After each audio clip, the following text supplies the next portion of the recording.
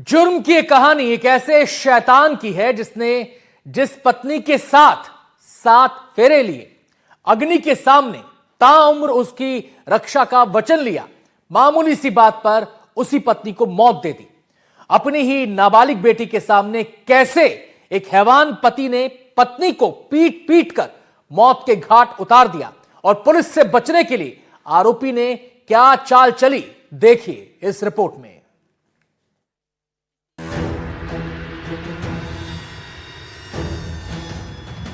Police की गिरफ्त में खड़े शख्स के हाथ अपनी ही पत्नी के खून से रंगे हुए हैं, जिसने खाना नहीं बनाने की मामूली सी बात पर अपनी ही पत्नी को पीट पीट कर मौत के घाट उतार दिया।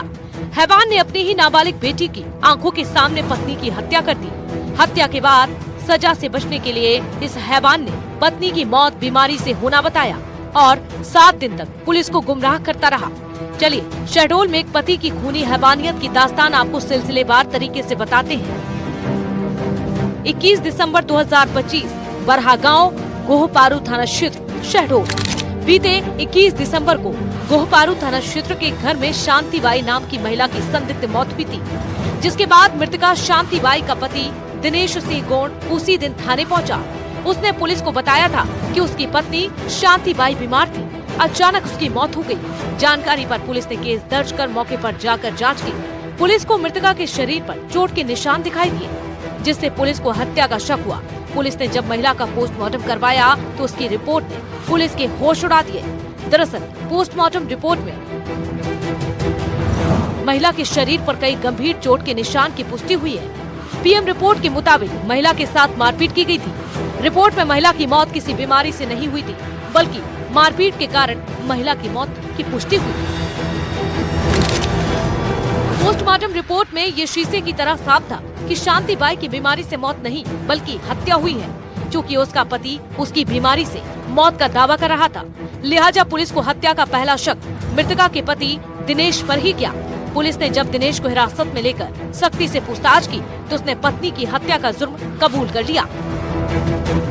दिनेश सिंह गौड़ निवासी बरहा थाना गोपारू ने ये सूचना दी थी कि उसकी पत्नी शांति सिंह का स्वास्थ्य खराब था। उसके पेट में दर्द, कुछ दिनों से पेट में दर्द था और खाना न खाने की वजह से उसकी मृत्यु हो गई। इस पर प्रथम दृष्टया पुलिस थाना गोपारू पर मर्ग पंजीबद्ध किया गया। घटनास्थल का निरीक्षण करने पर थाना प्रभारी गोपारू और एफएसएल अधिकारी के द्वारा ये प्रथम दृष्टया घटना संदेहास्पद प्रतीत हुई, जिस पर जब मृतका का पीएम कराया गया, पीएम में यह पाया गया कि मृतका के शरीर में सिर पर चोटें थी और पीएम में यह पाया गया कि रिपोर्ट पर पाया गया कि मृतका की जो मृत्यु है वो मारपीट से हुई है। पुलिस की पूछताछ में आरोपी पति दिनेश सिंह ने बताया कि 21 दिसंबर को खाना नहीं बनाने को लेकर उसका पत्नी के साथ विवाद हुआ था, जिसके बाद उसने गुस्से में आकर पत्नी शांतिबाई को बेरहमी से पीट पीट कर मौत के घाट उतार दिया। आरोपी ने अपनी बेटी के सामने ही पत्नी को मौत की नींद सुला दिया था। बेटी मां पर रहम करने की पिता से गुहार लगाती रही, लेकिन हैवान पति ने अपनी नाबालिग बेटी की भी एक न सुनी।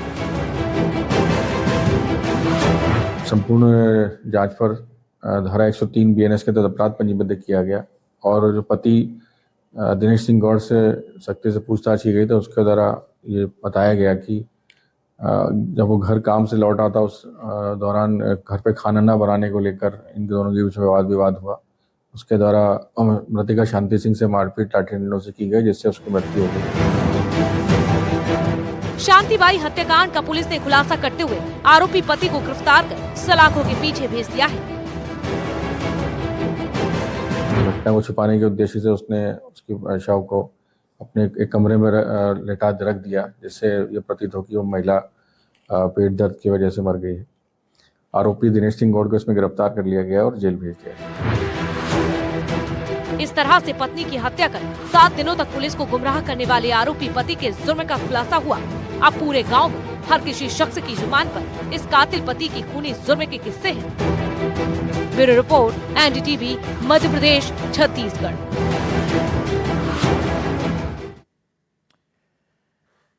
शहडोल में जहां एक पति ने पीट पीट कर पत्नी को मौत के घाट उतारा, तो बुरहानपुर में एक हैवान ने पत्नी को जिंदा जला दिया। आरोपी पति ने मामूली से झगड़े में किचन में बंद कर पत्नी को आग के हवाले कर दिया। एक पति की ऐसी हैवानियत देखकर हर किसी की रूह कांप गई।